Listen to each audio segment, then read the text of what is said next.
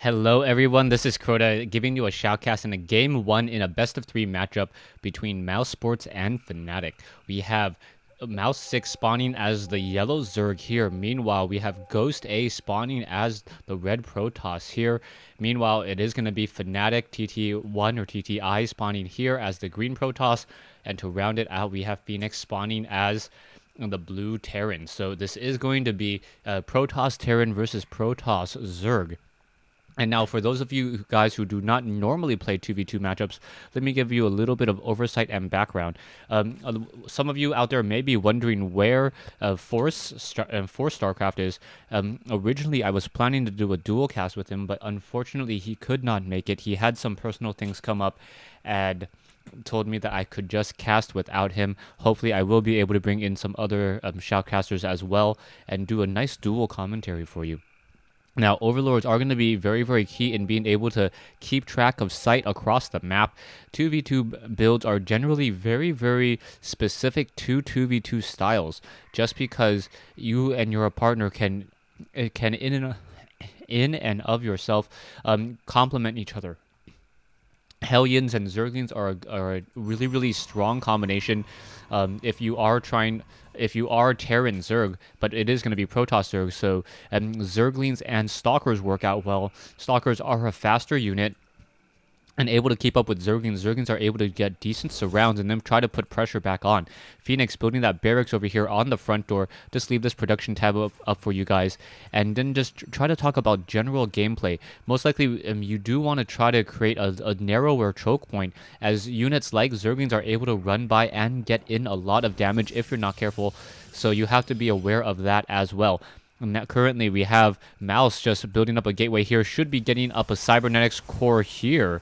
That opening actually seems a little bit large. So I'm kind of curious as to how this front door is actually going to look, as we are now getting the cybernetics core back over here instead. Perhaps he will try to build the robotics facility here, allowing his units to come out a little bit more quickly.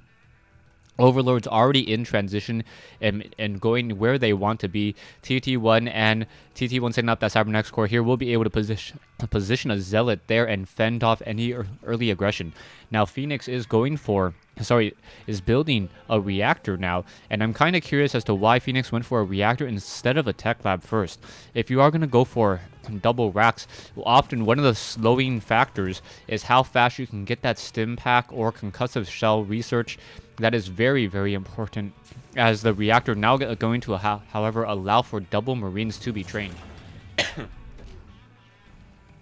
Now, back over here, we can see that Phoenix still running off of 1 gas. The only player running off of 2 gas right now is Mousesports' Protoss representative, and currently getting 2 gas and now going into additional gateways as well. So we may be seeing a lot of sentries coming out. Zerglings now trying to make their way across the map, and 4 Zerglings can easily take down this Stalker. Yellow and red are the same team, so we are going to have a Stalker and Zerglings now make their way out. And this is very interesting. The fact that you can have a Stalker now perhaps poke and try to deal damage towards the Zealot as it's sitting there. And now you see why there was in fact 1 Stalker there to try to fend off this Stalker deal damage, while this one Zealot was sitting back and just trying to hold against the Zerglings. So that front door is going to be able to hold on for a little bit longer. As a probe now still wandering around, you can still see TT1 currently getting additional gateways on the inside, and that was very crucial as well, as those gateways should be upgrading to warp gates in just a moment. And now we will be getting a large number of Zealots and Stalkers in just a second, and we'll see if we're going to have any aggressive push. We do see some Stalkers and Zerglings over here, and we also see an expansion attempt by Mouse now.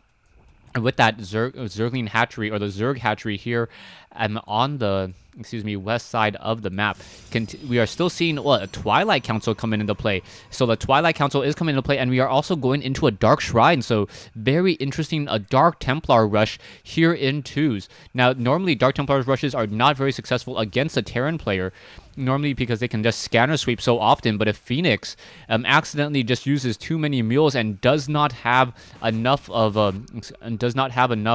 energy. Oh, he used the scanner sweep, revealing this location here. Doesn't see the Twilight Council, doesn't see the Dark Shrine.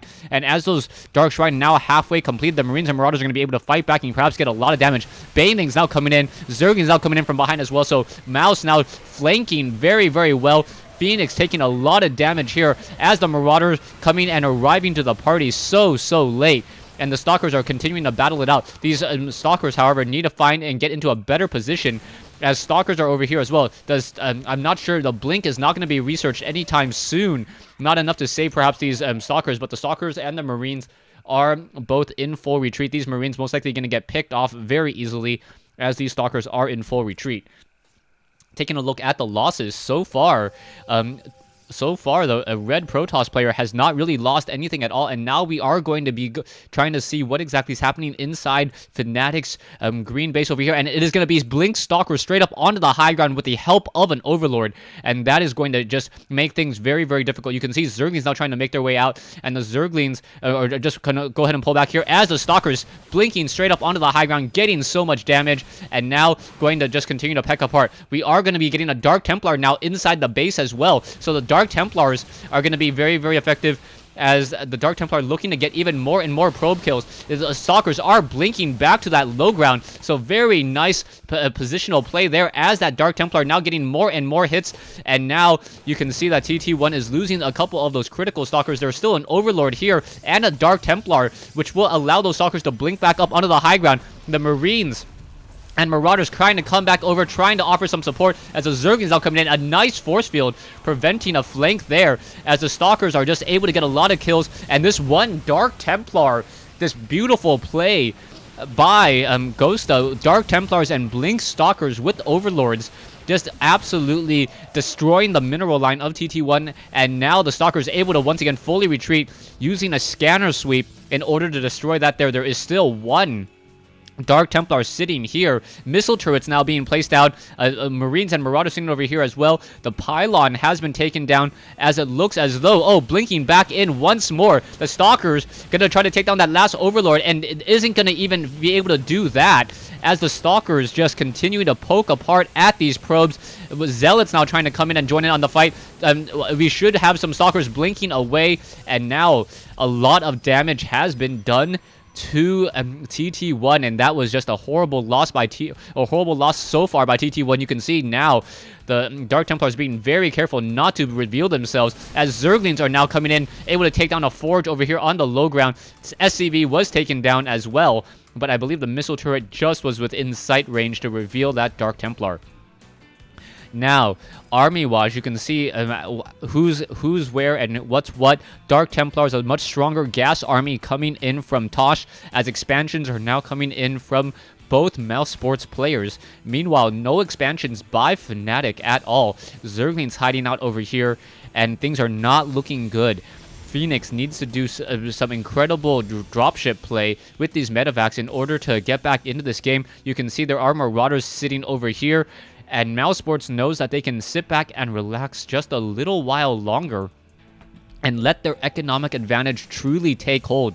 41 and 37 Harvesters, 31 and 24. So that is the difference there as a medevac now on the move, but the Overlord did spot them. So the Stalkers are going to be ready and willing to try to shoot it down. Is the medevac, the medevac going to be able to just come around the far side? Is the Stalkers going to blink in time is the key question. And down goes a very full medevac there, and the losses just continue for Fnatic. The Fnatic definitely needs to come up with a brilliant strategy, perhaps a surprise attack, but army-wise, it is going to be so difficult as it looks as though Sick is just pumping money into Ghost right now. If you cannot tell, there is probably a lot of resources being traded between these two armies as well. Taking a look at the income, that you can see that the Zerg player has the higher income, but instead Tosh is the one that has the larger army. So that is definitely the case so far, as you are now getting more and more gateways, and now Zealots and Marauders and Marines are going to come back into a retreat there. You can see also Zerglings clearing out the destructible rocks on the north side of the map. Hatchery will be placed down. as roaches are now coming out. Oh, so I take it back. Perhaps it wasn't transferring of income, but instead waiting until he got the proper tech.